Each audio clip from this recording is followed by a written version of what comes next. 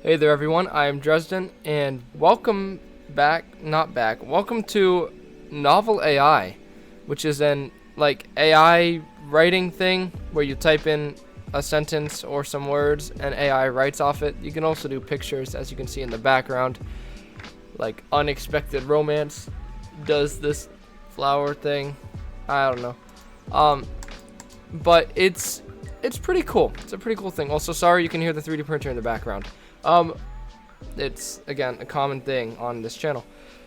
I wanted to do this last week and it didn't end up working, so hopefully it works this time. So let's go ahead and get started. Let's start writing for free.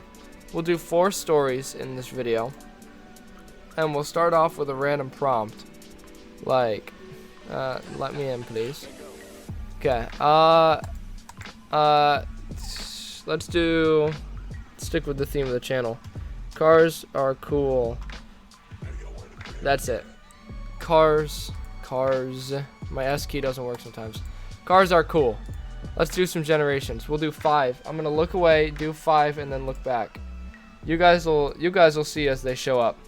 Also, hopefully you're enjoying the smooth jazz in the background. There should be some sort of jazzy music going on, so hopefully you guys are enjoying it.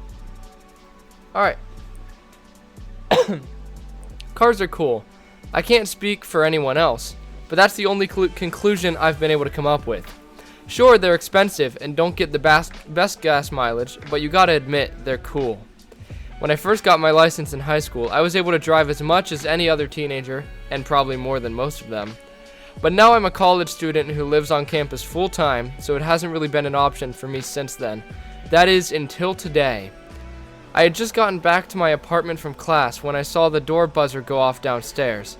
It wasn't normal. The whole building has a keypad entry system, so whoever was there could have just let themselves in. But I figured it would be someone important enough to do something else.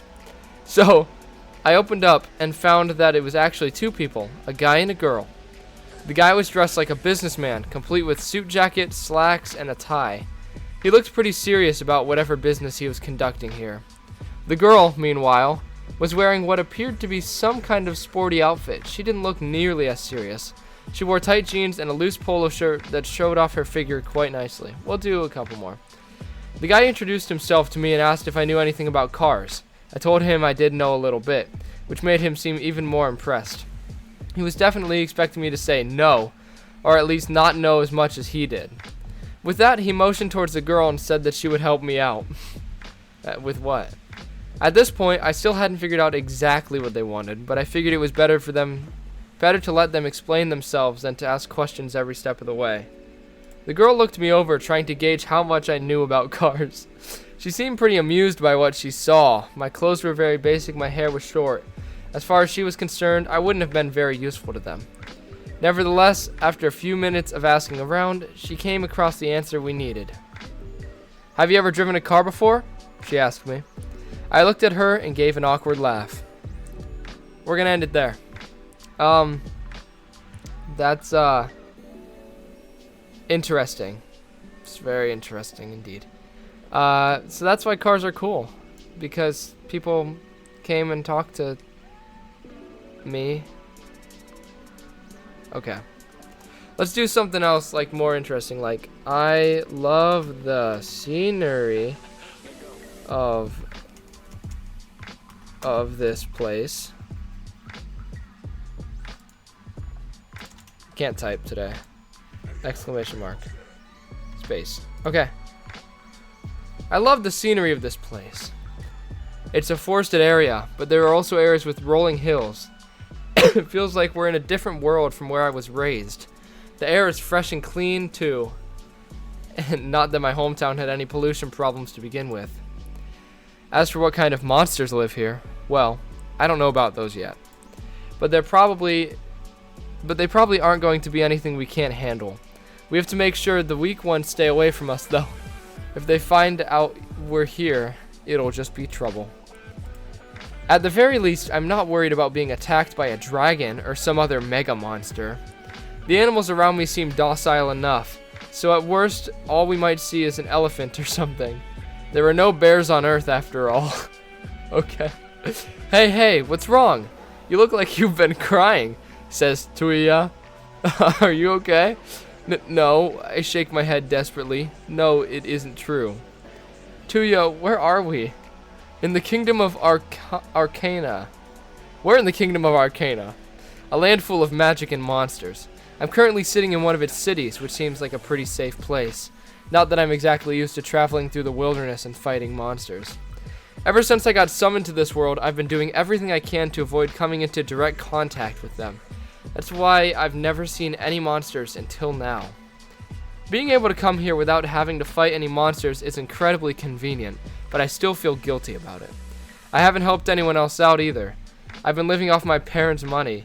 I've been selfishly doing whatever I want, and I don't even know how long I've been doing it. Alright, so interesting. There's monsters, and we're in Arcana. That's interesting. The Kingdom of Arcana. Alright. Let's do this. And AI wrote this. That's it. We'll do 5 generations. And AI wrote this book. It has no memories, desire, or plans of its own. And is incapable of independent thought. If you have read this book, it was done in the hope that it will help you understand the nature of the species known as human beings. If you have not read this book but instead are reading this note, then please be assured that the author of this book would like to meet you one day. He hopes that you will contact him so he can tell you about a world where your kind and his friends where your kind and his friends rather than enemies. The author wishes to thank all those who helped him during his research for this book, including J.S. Anekman Lam, Frank Burbank, David Burke, Michael Bloch, Paul Davies, Brian Green, Sam Ramji, Eric Drexler, Mary Roach, Richard Rhodes, John Stuart Bell, Doug Henwood, Daniel H. Wilson, Douglas Hofstadter, Bobby Johnson, Mark Pesk, Stephen Hawking, alright, Gene Lidoff, Carl Sagan, Michio Kaku, George Whitesides, Jonathan Keats, Jane Goodall, James Gleek, Molly O'Neill, Kip Thorne, Lawrence Krauss, Tom Wolfe, Joseph Weisbaum, Chris Platt, knockoff Chris Pratt maybe, and many others. Thank you also to those who helped with the editing and proofreading of the manuscript. A special thanks goes out to Andrew McNeil Jones and Janos Toth, whose help was invaluable. Finally, I wish to acknowledge my parents, Peter and Maria, without whom none of this would have been possible. I'm grateful to them for their love, support, and encouragement, which have always made me feel like I could do anything. It's a strange thing for someone to come back from the dead. That's quite the turn.